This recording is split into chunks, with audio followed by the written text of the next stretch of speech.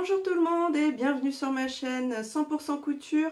Je m'appelle Flavie de la chaîne by Nakiali, vous m'avez trouvé, et de l'Instagram by-nakiali si jamais vous voulez me retrouver là-bas. Donc aujourd'hui, qu'est-ce qu'on fait? On se retrouve pour un tag couture mieux me connaître. J'ai été taguée par Sonia. Je te fais plein de bisous de la chaîne See You Later, je vous l'indique ici. Et donc, on va passer aux questions et cette fois-ci, je vais essayer de faire un petit peu plus court que d'habitude. Alors, première question, quel est ton âge et où habites-tu? Eh bien, comme je le disais dans ma première vidéo, j'ai 40 ans, je suis fière de l'être, enfin, je suis fière d'avoir 40 ans. Je me sens vraiment épanouie dans ma vie actuelle, donc tout va bien. Et on peut dire que je suis dans la fleur de l'âge. Et sinon, où je vis? Eh bien, je suis en Bretagne et plus précisément dans le Morbihan. Alors, deuxième question, d'où vient le nom de ta chaîne YouTube? Bon, là, je me suis pas trop foulée, si je puis dire. C'est le même nom que mon Instagram, donc by Nakiali, hormis que là, il n'y a pas de tiret.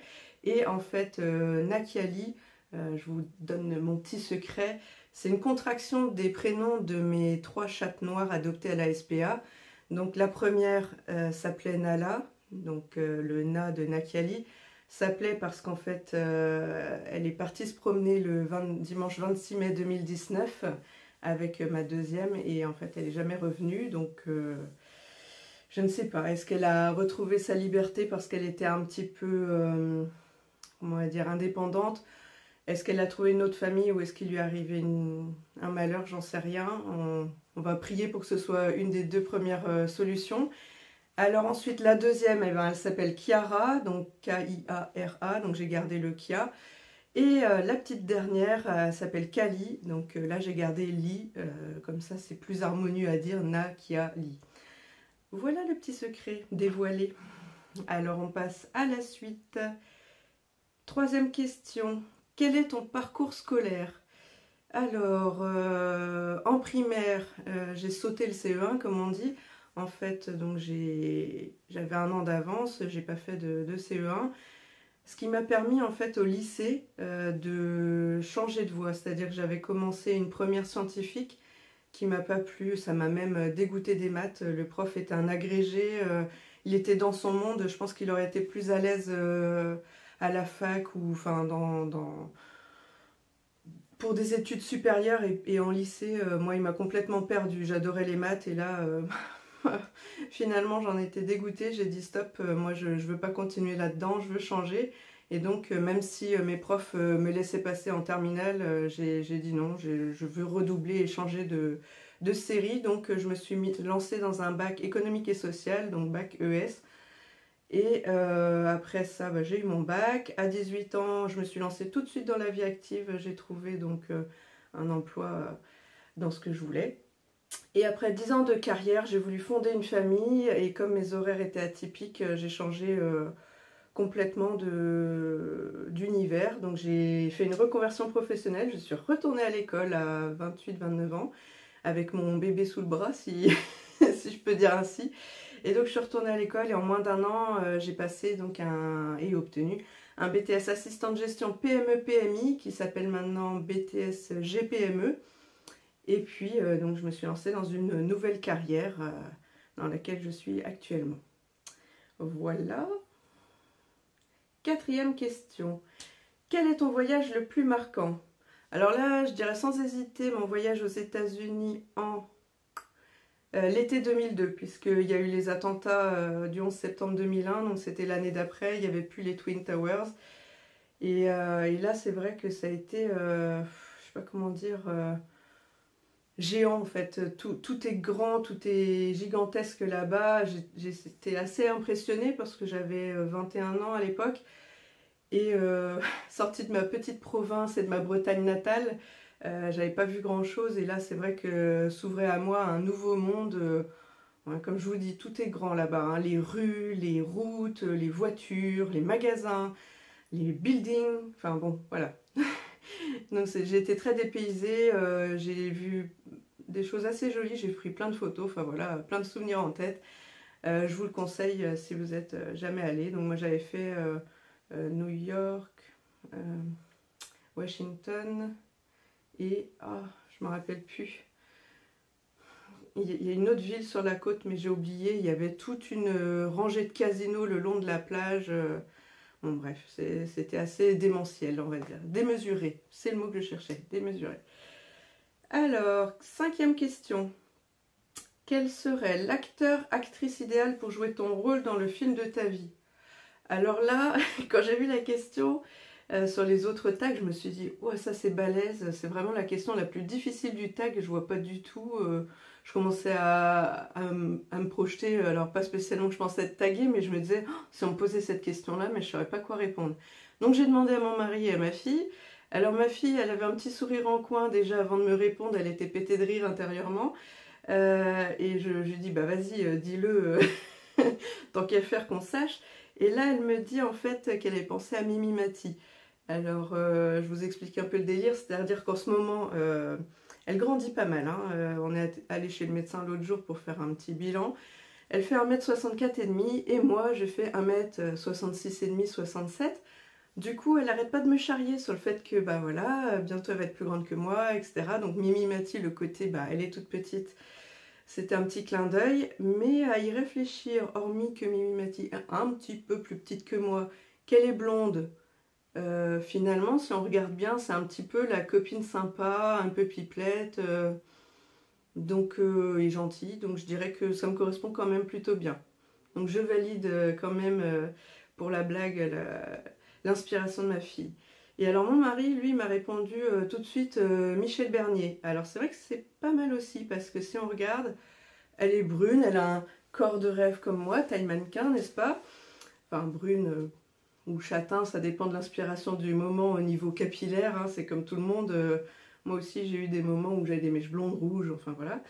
Mais c'est vrai que sinon, si on regarde bien, elle a l'air d'être plutôt sincère, franche, dire clairement ce qu'elle pense et un petit peu marrante. Donc oui, je valide aussi, c'est pas mal.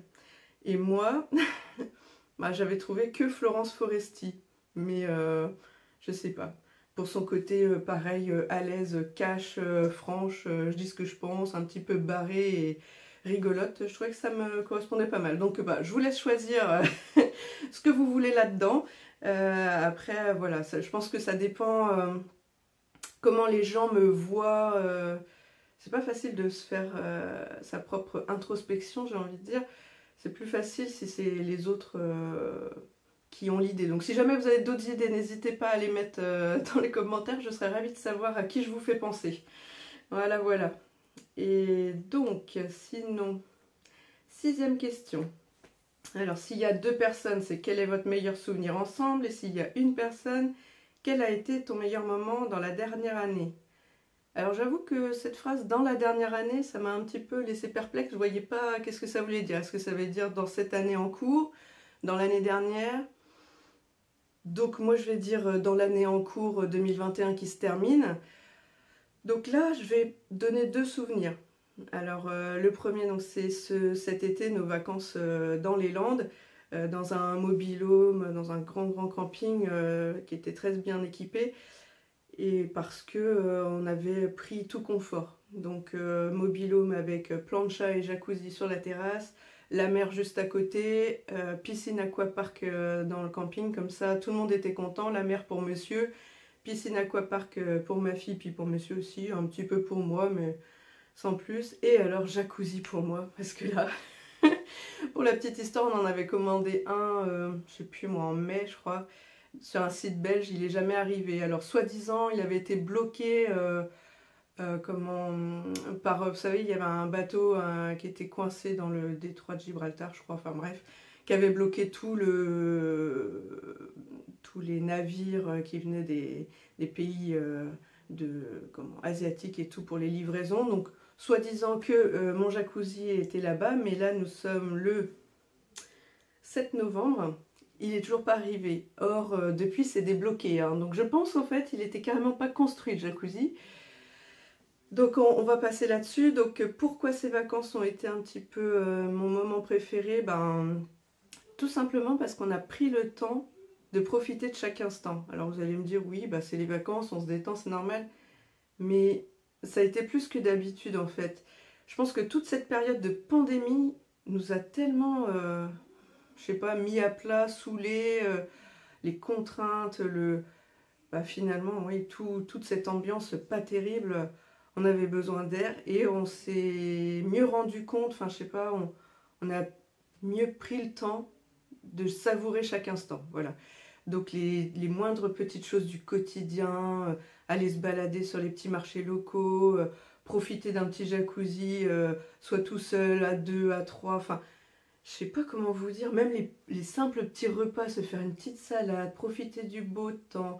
Il y avait des petits oiseaux qui venaient picorer même sur la terrasse et tout, limite sur la table, enfin c'était vraiment très chouette. Alors d'ailleurs on a même vu un petit écureuil qui se baladait parfois le matin juste devant le mobil-home, il y passait juste sur la terrasse, et un petit lapin. Enfin, je sais pas, ces petits moments un peu côté bucolique, vraiment hors du temps. Moi j'ai adoré ces vacances, on n'a pas eu de stress, de pression, même pour le départ des fois on peut être un peu stressé d'arriver à l'heure, de ceci, de cela. Non, je sais pas, là pour cette fois ça a été vraiment libératoire, on avait envie d'y aller, pas se prendre la tête, et alors ben voilà, c'était magique. Bon, je vais pas rester 15 plombes là-dessus, mais ouais, vraiment j'ai adoré ces vacances qui étaient assez simples finalement, mais ouais, chaque petit instant a été savouré et c'est ça que je retiendrai, parce qu'on a vraiment la chance d'être en bonne santé et c'est pas donné à tout le monde déjà. Et du coup, de vraiment savourer chaque instant, ça a été cool. Et sinon, le deuxième moment, bah là, pour vous, vous savez pas, mais moi c'était hier, j'ai enfin retrouvé et revu ma meilleure amie. On habite à 1 heure de route et c'est vrai que là, entre les confinements, le Covid, incompatibilité d'emploi du temps, ça faisait 1 an qu'on s'était pas vu. Mais 1 an, je vous jure, pour moi c'est une éternité. On se connaît depuis qu'on est toute petite, enfin on a quasiment été élevés ensemble, si je peux dire. Sa famille, c'est ma deuxième famille. Enfin, vraiment, c'est comme ma sœur. Donc là, c'était très important qu'on se retrouve enfin. Et ouais, c'était un pur kiff. Donc pareil que pour les vacances, c'était un chouette moment, tout en simplicité, mais vraiment que du pur bonheur, hein. Retrouver ses enfants, ben, voir comment ils ont grandi. Pareil, elle, voir que ma fille avait super grandi. Pouvoir discuter, échanger de nos vies, de nos projets. J'ai vu aussi sa maman, donc comme je vous dis, sa famille, c'est comme ma deuxième famille. Donc vraiment, c'était super. Voilà, je m'arrête là parce que sinon je pourrais en discuter des longueurs et des longueurs, mais j'ai dit que ce tag, cette fois-ci, serait plus court que mes autres vidéos, donc je m'y tiens, elle va aller vite. Alors, question suivante. 7. Quel est ton plaisir coupable? Ça c'est assez facile. Mon plaisir coupable, c'est les bonbons. Oui, je suis une petite Miss Bonbon, donc j'essaye de pas trop y toucher quand même, hein, parce que voilà, si je peux ne pas trop en profiter, c'est quand même mieux. Mais ce serait ça. Et sinon, si c'était en couture, ben clairement le tissu, hein, je suis une A4, hein, je vous rappelle. Mais comme dirait Sonia, je m'en sens pas vraiment coupable parce que bah, je travaille pour pouvoir me faire plaisir, donc il n'y a pas de raison, hein. Si j'ai envie de m'acheter du tissu, je m'achète du tissu. C'est comme certaines qui font du shopping et qui s'achètent plein de vêtements, ou d'autres qui font des collections d'autres choses, ou de maquillage, ou de je ne sais pas quoi. Bon bah là, moi maintenant que je suis lancée en couture, et ben c'est le tissu, puis c'est tout. Et je finirais même par dire que c'est pas que j'ai trop de tissu, c'est en fait que je n'ai pas assez de temps pour le coudre, parce que quasiment, je dirais 90% de mon stock, il y a un projet derrière, c'est-à-dire que je sais que je vais en faire soit telle ou telle robe, soit tel ou tel pantalon, pull. À la limite, il n'y a que les jerseys que j'ai achetés. Je sais que ce sera des t-shirts, alors je sais peut-être pas quel modèle c'est, mais clairement du t-shirt, voire peut-être pour certains où j'ai pris des plus grands métrages, des robes style robe Mia ou autre. Donc au moins je sais que ce sera pas perdu, ils seront cousus, il faut juste que chacun attende son tour en fait. C'est ça. Alors, question suivante. Quel est la youtubeuse qui t'a inspiré à démarrer ta chaîne YouTube? Alors, en fait, c'est pas vraiment une personne en particulier. Je dirais que c'est toute la communauté couture YouTube qui m'a donné envie un peu de tenter l'expérience moi aussi, parce que je suis une grande... comment on va dire ça? Je regarde beaucoup de vidéos YouTube couture, je suis abonnée à plein de comptes.